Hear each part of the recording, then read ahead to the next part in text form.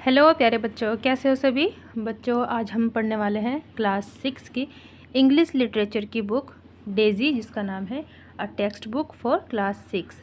तो first chapter है आज। चैप्टर का नाम है the emperor and the Nightingale. तो द एम्पेरर का मतलब होता है राजा, और नाइटिंगेल एक बर्ड का नाम है जिसे हिंदी में हम बुलबुल कहते हैं। ठीक है, तो ये स्टोरी एक राजा और एक बुलबुल की कहानी है। चलो, कहानी को स्टार्ट करने से पहले एक छोटा सा यहाँ पे समरी दिया हुआ है जिसे आपको जानना ज़रूरी है। चलिए एक बार पढ़ लेते हैं। बिफोर यू रीड, देख लेते हैं क्या है। Have you ever heard a caged bird sing? क्या आपने कभी सुना है कि पिंजड़े में कैद हुई एक चिड़िया जो गाना गा रही है? ये एक एबनॉर्मल सा बात नहीं लग रहा है, क्योंकि नॉर्मली क्या होता है, बर्ड्स जो होती है उनको फ्रीडम पसंद है। वो एक जगह से दूसरी जगह आराम से फ्री होकर उड़ती रहती है, कभी इस डाल कभी उस डाल, तब वो खुश रहती है और गाना गाती है ना। लेकिन किसी बर्ड की अगर आज़ादी आप छीन लो और एक पिंजरे में कैद कर दो, तो क्या उसे अच्छा लगेगा? और क्या वो सुरीला गाना गाएगी? नहीं ना, वो तो सैड हो जाएगी कि मुझे पिंजरे में क्यों बंद कर दिया है। तो वो पिंजरे में कैद चिड़िया कभी गाना नहीं गाएगी। लेकिन इस स्टोरी में अलग है। यहाँ पर क्या बोला गया है कि एक केज्ड बर्ड है, जो पिंजरे में कैद चिड़िया है, वो गाना गा रही है। Do you find it different then a bird singing in the garden? और ये आपको डिफरेंट नहीं लग रहा है उस बर्ड से जो गार्डन में गाना गाती है? लग रही है ना। Well, this is a fairy tale about a nightingale, a singing bird who sings as sweetly as a cuckoo. तो वेल, ये एक फेरी टेल है, एक स्टोरी है। ठीक है, किसके बारे में है? तो एक नाइटिंगेल के बारे में है जो कि गाना गाती है। A singing bird who sings as sweetly as a cuckoo. और ये जो नाइटिंगेल है ये उतना ही स्वीट गाती है जितना कि एक कोयल गाती है। ठीक है। The nightingale is put in a cage by Chinese emperor because of its melodious voice. और इस नाइटिंगेल को किसने पिंजरे में कैद किया था? तो एक चाइनीज़ एम्परर है, उसने। किस लिए? तो इसकी जो सुरीली आवाज़ है ना, इसके कारण इसे पिंजरे में कैद किया था। What happens next, read to find out. पर इसके बाद क्या होगा, इसे जानने के लिए आपको स्टोरी को पढ़ना पड़ेगा। तो चलिए स्टोरी को पढ़ते हैं और जानते हैं क्या बात है।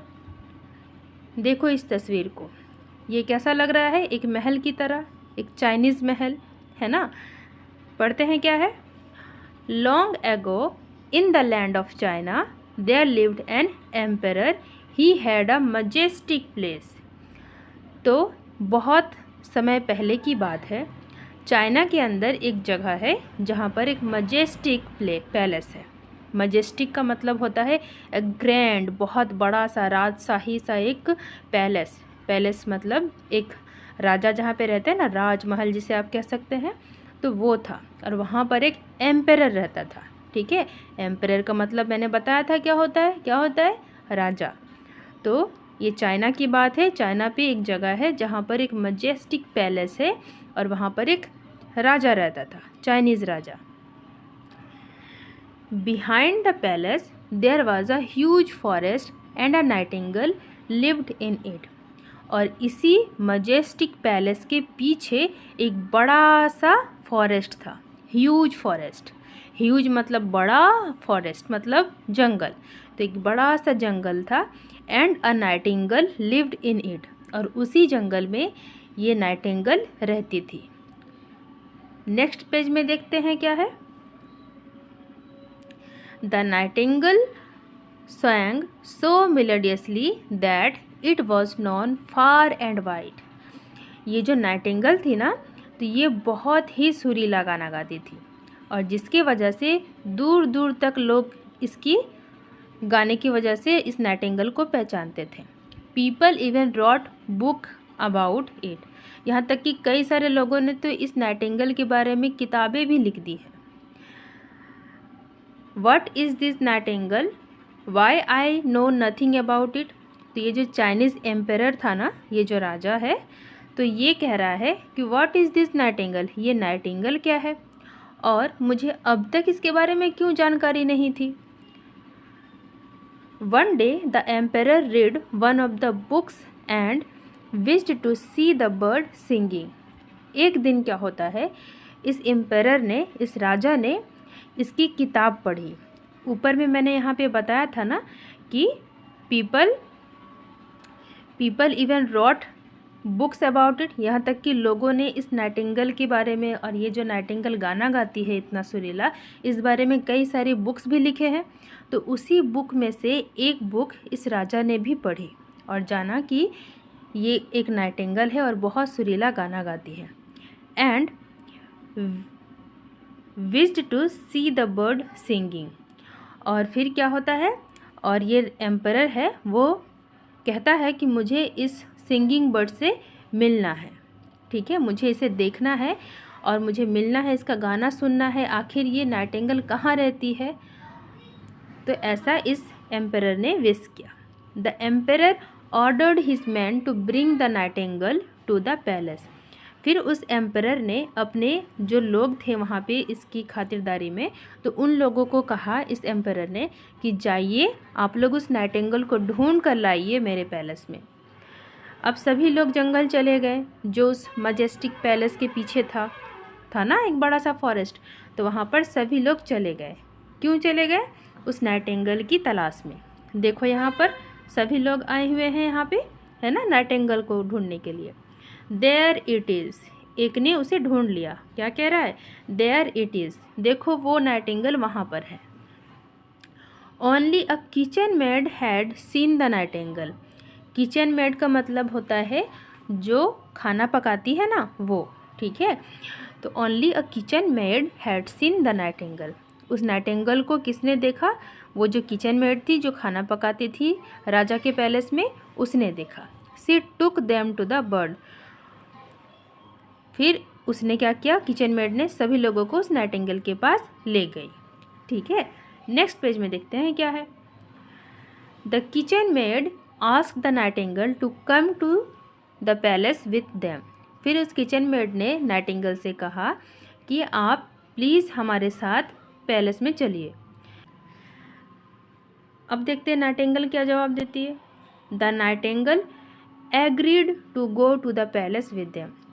पता है आश्चर्य की बात कि वो नाइटिंगेल राजी हो जाती है कि हाँ ठीक है, मैं चलूँगी आप लोगों के साथ राजा के पैलेस, गाना सुनाऊँगी मैं आपके एम्परर को, और वो चली जाती है इन लोगों के साथ। The nightingale sang so melodiously that tears came into the emperor's eyes. फिर जब उस नाइटिंगेल ने अपना सॉन्ग सुनाया ना, गाना गाया, तब उस एम्परर की आंखों से आंसू निकल आया। इतना सुरीला वो गाती है, ये खुशी के आंसू है। तो वो बहुत खुश हो गया वो एम्परर। अब क्या कहता है ये? Now I can hear you sing every day. कहता है कि अब मैं चाहता हूँ कि, वो नाइटिंगेल से कह रहा है एम्परर, कि अब मैं चाहता हूँ कि तुम मेरे लिए हर रोज़ इसी तरह गाना गाओ। He ordered his man to put the nightingale in a fancy cage. और इस एम्परर ने अपने लोगों से ऑर्डर किया, अपने लोगों को ऑर्डर किया कि आप लोग एक फैंसी केज ले आओ, है ना। ये केज, ये जो पिंजरा है ना, इसे केज कहते हैं। तो एक फैंसी, एक बढ़िया सा पिंजरा लेकर आओ, इसके अंदर ये नाइटिंगेल रहेगी और डेली मेरे लिए song गाएगी। Some days later, a messenger brought a present from the king of Japan. कुछ दिनों के बाद क्या होता है ना कि एक मैसेंजर आया। पहले के जो राजा महाराजा होते थे ना, तो उनके दरबार में एक मैसेंजर हुआ करता था। जब भी कहीं दूसरे देश के कोई राजा का कुछ मैसेज होता था, तो वो मैसेंजर पहुंचाता था, या फिर यहाँ से कोई मैसेज पहुंचाना है दूसरे जगह, तो फिर वो मैसेंजर का काम यही रहता था कि मैसेज यहाँ से वहाँ लेके जाना। जापान का एक मैसेंजर आया और जापान के जो राजा है ना, उन्होंने कुछ प्रेजेंट चाइना के राजा को, जो ये एम्परर है, इनके लिए भिजवाया था। A gift for you majesty. वो मैसेंजर क्या कहता है? A gift for you majesty. वो गिफ्ट क्या था? It was a beautiful toy Nightingale made of gold and covered with jewels. वो गिफ्ट क्या था? एक नाइटिंगल था, टॉय नाइटिंगल, जो कि सोने का बना हुआ था और बहुत सारी ज्वेलरीज उस नाइटिंगल ने पहना हुआ था। The emperor wound up the toy bird and it sang the same song again and again। तो वो जो एम्पेरर था ना, वो बहुत खुश था उस टॉय बर्ड के साथ, और वो टॉय बर्ड ना वही गाना गाती थी जो जंगल में रहने वाली नाइटिंगल गाती थी, और बार बार उस सॉन्ग को गाती रहती थी। वो एम्पेरर ना बहुत खुश हो गया इस खिलौने से। सच अ वंडरफुल प्लेजेंट। तो वो एम्पेरर बहुत ही खुश था। जापान के जो राजा ने जो गिफ्ट भिजवाया था वो टॉय नाइटिंगल, उसे पाकर ये चाइनीज़ एम्पेरर बहुत ही ज़्यादा खुश था। Every night the emperor listen to the toy bird's song. हर रात वो राजा क्या करता था, चाइनीज़ राजा, वो चाइनीज़ एम्पेरर क्या करता था, हर रात वो उसका गाना सुनता था, उस खिलौने से नाइटिंगल का, और बहुत खुश रहता था। The real nightingale felt unhappy and flew back to the forest. और ये सब जब उस रियल नाइटिंगल ने देखा ना, जो असली का नाइटिंगल था, जो उस जंगल में रहती थी और आई थी राजा के लिए गाना गाने, तो उसने जब देखा कि ये खिलौना नाइटिंगल आ जाने की वजह से इसका ही गाना राजा साहब सुन रहे हैं और मेरी तो कोई वैल्यू ही नहीं रही अब, तो वो बहुत दुखी हो जाती है और वापस अपने जंगल चले जाती है। One day the toy bird broke and no one in the kingdom could repair it। एक बार क्या होता है ना कि वो जो जापान के राजा ने जो खिलौना भिजवाया था, वो टॉय नाइटिंगल जो गाना गा रही थी, वो टूट गया और पूरे किंगडम में कोई भी ऐसा नहीं था जो उस खिलौने को ठीक कर सके। राजा कहते हैं, I will never hear the song again. राजा कहते हैं कि अब मैं कभी भी गाना नहीं सुन पाऊँगा। The emperor become sad, his only wish was to hear the melodious music of the nightingale again. तो वो जो एम्पेरर था ना, वो राजा, वो बहुत उदास हो गया। अब वो ही only wish was to hear the melodious music of the nightingale again. उसका बस अब यही विश था, यही चाह थी उसकी कि वो नाइटिंगल का गाना दोबारा से सुन पाए। Years passed and the emperor grew very sick। बहुत साल बीत गए और क्या हुआ कि वो जो एम्पेरर था ना, वो बीमार पड़ गया। When the real nightingale heard the news, he flew to his window to sing। और जंगल में जो नाइटिंगल रहती थी, उसने जब ये जाना, जब सुना कि जो एम्पेरर है वो बीमार पड़ गए हैं और वो जो खिलौना बर्ड थी जो जापान के राजा ने भिजवाया था इस एम्पेरर के लिए, वो टूट चुकी है और राजा बहुत बीमार हो गए हैं, तो फिर वो दोबारा से आ गई राजा की विंडो पे और गाना गाने लगी। Every day the bird sat on the window and सैंग sweet songs for the emperor. तो हर दिन वो चिड़िया क्या करती थी, वो नाइटिंगल क्या करती थी, राजा के विंडो पे आती थी और स्वीट सा गाना सुनाकर राजा को खुश रखती थी। ही रिकवर्ड वेरी सुन। और इस वजह से क्या हुआ, जो राजा थे, जो एम्पेरर थे, वो बीमार थे ना, तो वो जल्द ही ठीक हो गए। The emperor pleaded the nightingale to come back to the palace and stay in the cage. फिर जब राजा ठीक हो गए तब उन्होंने नाइटिंगल से रिक्वेस्ट किया कि प्लीज़ तुम फिर से वापस आ जाओ और मेरे पास ही रहो, इस जी मैंने जो पिंजरा दिया था आपको, आप उसके अंदर ही आ जाओ और डेली मेरे लिए गाना गाना, तो आप अब से यहीं रहो। तो फिर वो बर्ड कहती है, I like my freedom but I will come. वो बर्ड कहती है, वो नाइटिंगल कहती है कि मुझे अपना फ्रीडम, मुझे अपनी आज़ादी बहुत पसंद है, लेकिन मैं आऊँगी। तो वो एम्पेरर कहते हैं, थैंक यू डियर नाइटिंगल। अब आगे पढ़ते हैं। The nightingale refused to stay in the palace but promised to come to the window every night to sing and it did। तो फिर नाइटिंगल ने मना किया कि राजा साहब, मैं तो यहाँ पे नहीं रह सकती क्योंकि मुझे अपना फ्रीडम, मुझे अपनी आज़ादी बहुत पसंद है, लेकिन मैं आपसे प्रॉमिस करती हूँ कि मैं हर रात आऊँगी और आपकी खिड़की पे बैठकर आपको गाना सुनाऊँगी। और वो फिर ऐसा ही करने लगी। About the author.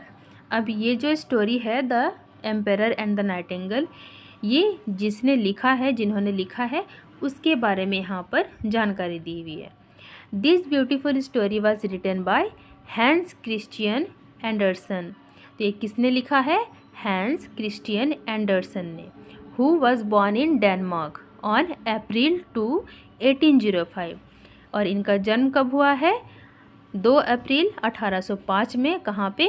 डेनमार्क में। डेनमार्क एक कंट्री है, तो ये डेनमार्क में इनका जन्म हुआ है। आपको मैं टास्क देती हूँ, आप गूगल में सर्च करना कि डेनमार्क जो है वो कौन से कॉन्टिनेंट में है। एशियन कॉन्टिनेंट में है, यूरोप कॉन्टिनेंट में है, अफ्रीकन कॉन्टिनेंट में है, या अमेरिकन कॉन्टिनेंट में है। तो आपको ये चीज़ सर्च करना है कि डेनमार्क कौन से कॉन्टिनेंट में है। ठीक है बच्चों, आप ढूंढना और मुझे कमेंट में लिखना। His stories are loved by children all over the world. तो ये जो ऑथर है ना, हैंस क्रिश्चियन एंडरसन, इन्होंने कई सारी स्टोरीज़ लिखी हैं जो बच्चों को बहुत पसंद आती हैं पूरी दुनिया में। उनमें से 2 का नाम है यहाँ पे, the emperor's new clothes and Thumbelina are the 2 of the best fairy tales written by him. तो ये 2 ऐसी स्टोरीज़ हैं जो बेस्ट ऑफ द बेस्ट है इन ऑथर के। अब देखते हैं नो द वर्ड्स। यहाँ पर कुछ वर्ड्स लिखे हैं, उसके मीनिंग इधर साइड में लिखे हुए हैं। फर्स्ट है एम्परर। एम्परर का मतलब होता है the supreme ruler of an empire और किंगडम, तो जिसे हम इजीली राजा कह सकते हैं। मजेस्टिक का मतलब होता है ग्रैंड या फिर वेरी बिग। मजेस्टिक का मतलब होता है बहुत ही बड़ा। फार एंड वाइड, इसका मतलब होता है ओवर ग्रेट एरियाज और डिस्टेंसेस या फिर एवरीवेयर। तो फार एंड वाइड का मतलब होता है बहुत दूर दरार में। ठीक है। फैंसी का मतलब होता है डेकोरेटिव। फैंसी का मतलब क्या होता है? डेकोरेटिव मतलब सजा हुआ। ज्वेल्स, ज्वेल्स का मतलब होता है प्रीसियस स्टोन्स। ज्वेलरी जो लड़कियां पहनती हैं ना, तो वो प्रीसियस स्टोन्स, बहुत महंगे महंगे स्टोन्स लगे हुए रहते हैं, तो वही होता है ज्वेलरी। हील्ड, हील्ड का मतलब होता है क्योर्ड, मतलब ठीक हो जाना। जब किसी को चोट लगता है, आप उसमें मरहम पट्टी दवाई वगैरह लगाते हो, फिर वो ठीक हो जाता है ना, तो उसे ही कहते हैं क्योर्ड या फिर हील्ड। वाउंड अप, इसका मतलब होता है turned the key to start the toy. मतलब जो एक खिलौना आता है ना बच्चों का, जैसे गाड़ी हो गया, चाबी वाली गाड़ी, तो वाउंड अप का मतलब होता है कि उस खिलौने को चाबी दो। रिपेयर, रिपेयर का मतलब होता है मेंड, मतलब बनाना। सिक, सिक का मतलब होता है इल, मतलब बीमार पड़ना। चलो आगे देखते हैं क्या है। यहाँ पर ये जो कहानी था ना, the Nightingale and the emperor, या फिर the emperor and the Nightingale, उसी स्टोरी को यहाँ पर पोयम का रूप दिया गया है। इतने से छोटे से पोयम में पूरी स्टोरी समझाई गई है। एंजॉय करना है आपको। चलिए। The Nightingale sings sings sings and it's sweet voice rings rings rings, मतलब कि वो नाइटिंगेल गाना गाती है और इसकी जो वॉइस है बहुत ही स्वीट है। A toy bird arrives one day and the Nightingale flies away. फिर एक टॉय बर्ड आती है, खिलौना वाली बर्ड आती है, और ये जो रियल बर्ड है ये फ्लाइज अवे, मतलब उड़ जाती है। The toy bird sings sings sings and it's sweet voice rings rings rings. अभी क्या होता है, ये जो टॉय बर्ड है वो गाती है और इसकी जो स्वीट वॉइस है ये हर जगह गूंजने लगती है। All the people love it's song but these does not last for long. जितने भी लोग हैं सब लोग इस टॉय बर्ड की आवाज़ से बहुत खुश हैं, लेकिन ये बहुत दिनों तक नहीं चल पाता। No nightingale sing sing sings, no sweet voice rings rings rings. अब कोई भी नाइटिंगेल नहीं है गाना गाने के लिए, और कि कोई भी स्वीट वॉइस नहीं है हर जगह गूंजने के लिए। The emperor is sick and said so the real Nightingale comes back. अब क्या होता है कि इसके वजह से वो जो एम्परर है वो बीमार पड़ जाता है और उदास हो जाता है, और जो रियल नाइटिंगेल है, जो असली की नाइटिंगेल है, वो वापस आ जाती है। And thus ends this happy tale of the lovely nightingale. Then इसके बाद क्या होता है कि इस स्टोरी का एंड बहुत अच्छे से, बहुत हैप्पी हो जाता है। The Nightingale sings and it's sweet voice rings. अब इस नाइटिंगेल के वापस आने के बाद अब ये नाइटिंगेल गाना गाती है और इसकी स्वीट वॉइस हर जगह गूंजने लगती है। तो ये थी हमारी स्टोरी पोएम के रूप में। चलो यहाँ पर ए नंबर में है explore the text, choose the correct option. आपको इसमें से वो चूज़ करना है जो सही है। फर्स्ट है the Chinese emperor lived in a dash palace. तो कहाँ पर रहता था वो एम्परर? मजेस्टिक पैलेस में। सेकंड है behind the palace there was a, palace के पीछे क्या था? एक फॉरेस्ट था, है ना। थर्ड नंबर में क्या है? The nightingale सैंग very dash. वो कैसा गाती थी? क्या वो बैड गाती थी, स्वीट गाती थी, स्लो गाती थी या लाउड गाती थी? तो वो स्वीट गाती थी। चलो ये भी हमने कर लिया। अब है क्वेश्चन आंसर। बच्चों क्वेश्चन आंसर मैंने नेक्स्ट वीडियो में कंप्लीट किया है, तो आपसे रिक्वेस्ट होगी कि इसके बाद की जो वीडियो आएगी उसमें से आप इसका क्वेश्चन आंसर या बाकी के जितने भी हैं वर्कशीट वो आप कर लेना। तब तक के लिए बाय बाय।